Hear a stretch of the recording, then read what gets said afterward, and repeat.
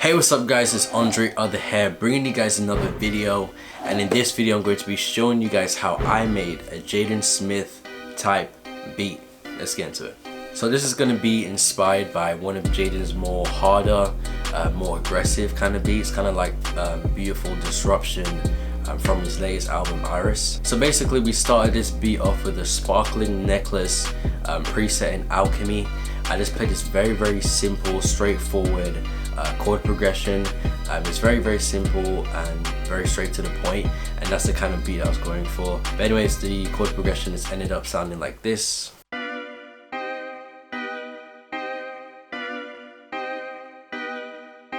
So yeah, I liked how that chord progression sounded. I like how the preset sounded. I just wanted the main melody to have a little bit more oomph, a little bit more volume. So what I decided to do, I decided to duplicate the track and then copy and paste the main melody or the chord progression onto the second track. And I decided to use the same preset, but I decided to alter the preset a little bit, and I decided to layer the second track with the first track, so that way the main melody just has a little bit more oomph, just a little bit more volume to it. So yeah, the preset I decided to layer the main melody with just ended up sounding like this.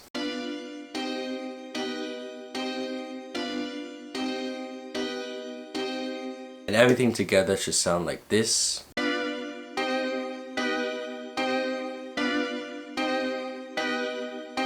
But yeah, I was liking the main melody, I was liking the chord progression, and I was liking how everything was coming together. But I just thought that the chord progression was a little bit too simple. I wanted to add like another kind of melody on there. So what I decided to do, I decided to stick with the same preset, and I decided to add a note repeater onto that preset, onto that melody. And basically what the note repeater did was basically repeat every note, but I made it so it repeated every single note in the chord progression at a higher octave, and it just made the melody, just made the chord progression sound a little bit better and a little bit more busy. But yeah, the chord progression and the main melody ended up sounding like this.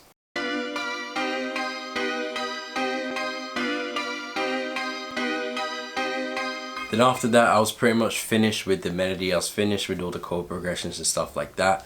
So what I decided to do is move on to the drums, and I always start my drums off with some claps. So that's exactly what I did this time. So I went into Ultra Beat and I found these trappy, really thick, full sounding claps. I think they were layered with a snare as well, just to give it more of a full sound. But yeah, I just played this very simple clap pattern and ended up sounding like this.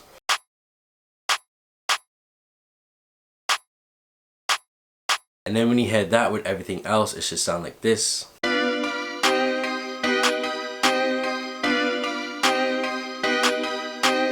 Then after we came up with the claps, I then decided to move on to the close hats. And the close hats actually played a very important part in the drums. I really feel like the close hats really gave the drums and the whole beat a certain kind of bounce to it. But anyways, yeah, we moved on to the close hats. I found these really trappy sounding close hats, and I played this very simple but kind of different close hat pattern that just gave the whole beat a certain kind of bounce and a certain kind of groove to it. So yeah, I just played this very simple but very effective close hat pattern that sounded like this.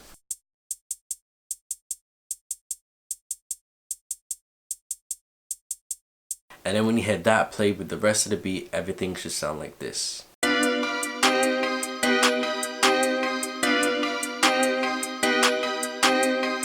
So yeah, I like the sound of the close hats, but I wanted it to sound a little bit more full. I wanted more of a full kind of sound with the close hats, because I thought it sounded a little bit too thin.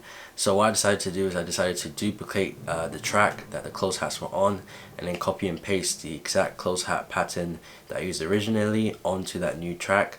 I then decided to pitch down the close hats. I think I pitched it down a whole octave. So I basically had the original close hats playing with a pitched down version of the close hats, and it just made the close hats sound a little bit more full, and it gave it a little bit more volume. And that's a little tip for you guys: if you feel like your close hats sound a little bit too thin, a good idea would be to, you know, duplicate the track that the close hats are on, then pitch it down, and then play the original close hat pattern with the pitch down version, and your close hat should be sounding a little bit more full and a little bit more rich. But yeah, the close hat pattern just ended up sounding like this.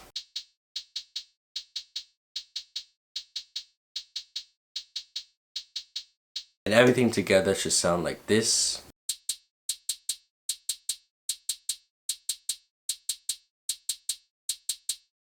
And then when you hear that played with the rest of the beat, everything should sound like this.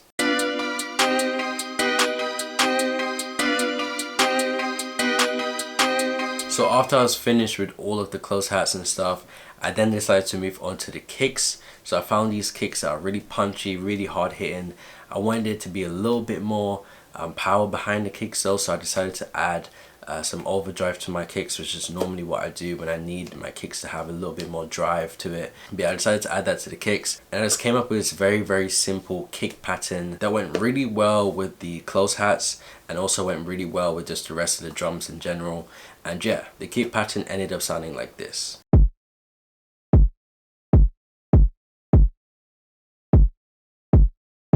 And then when you hear that with everything else, the whole beat should come together like this.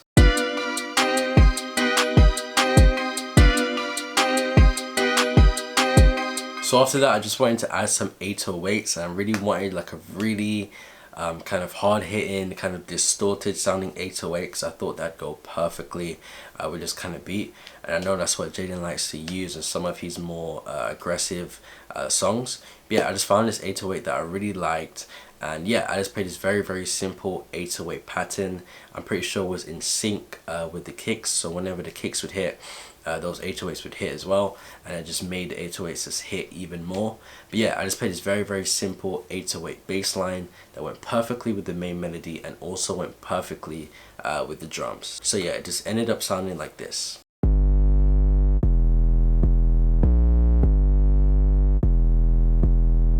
And then when you hear that with everything else, it should sound like this.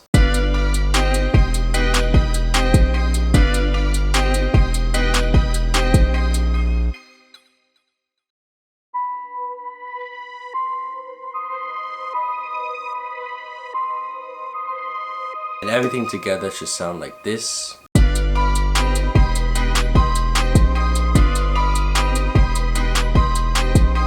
But yeah guys, that was pretty much it. That was every single component there was to this beat, and that was the whole process that went into making this beat. The only thing I had to do after that was structure the beat, and that's exactly what I did. But yeah guys, that's pretty much it for this video. I hope you guys liked the video though. If you did like the video, please hit the like button down below and subscribe for more, because I have way more videos like this coming out every single week. And if you guys want to purchase any beats from me, including the beat used in this video, you guys can go to andreother.beatsales.com. And if you guys want, you can follow me on Twitter and you can follow me on Instagram for all latest updates. And I'll catch you guys in the next video. Peace.